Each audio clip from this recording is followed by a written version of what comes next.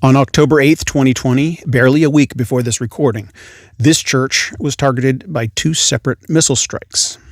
The church is Armenian. The missiles came from Azerbaijan. If you don't know about the Christian Holocaust of World War I that led to the Jewish Holocaust 25 years later, then get ready for history to repeat itself again, right? If you don't learn from history, you're doomed to repeat it, as they say. Today, a war is being waged against Christianity, not just in the spirit realm between invisible forces of good and evil, but in the flesh, with bullets and bombs. It's time to sound the alarm and wake up the church, because if we remain asleep, we'll be next. In a minute, I want to play part of this video from Dr. Jacob Pursley. He's a missionary who spent 15 years in Turkey before moving to Armenia about 3 years ago. But before we hear from him, I want to explain why I'm doing what I am doing.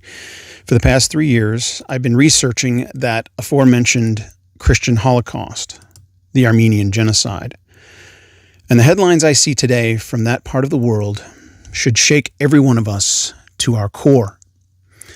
But instead, we are distracted by a global pandemic, economic and societal breakdown, and the most hostile political climate in history. Every day on this channel, except Sundays, I'll analyze the latest news of this and other attacks on Christianity in a campaign to rally and unite the church. As Christians, we're all a part of one body, and when part of the body is attacked, the whole body is attacked. If you're asking yourself, what am I supposed to do about it? Well, that's the right question to ask, and one I cannot answer. You'll have to talk to the big guy. But if you want to join me, I have 4 suggestions. Number 1, pray. Number 2, share this video. Number 3, subscribe to this channel. And number 4, get back to praying. All right, let's hear from Jacob. Pray for the area of Artsakh right now. People here are not wanting to go to fight. They don't want to go and do this, but they have to. They're defending their land. They're defending their families from being overrun by people that would wipe them out, just like they did in the Armenian genocide. I'm telling you, I hear the rhetoric from the Turks and the Azeris. They're saying, let's drink their blood. Let's wipe them out. We should have wiped them out completely like we did in the genocide. Let's finish the job now. And they're saying disgusting stuff. On the Armenian side, nobody's saying stuff like that.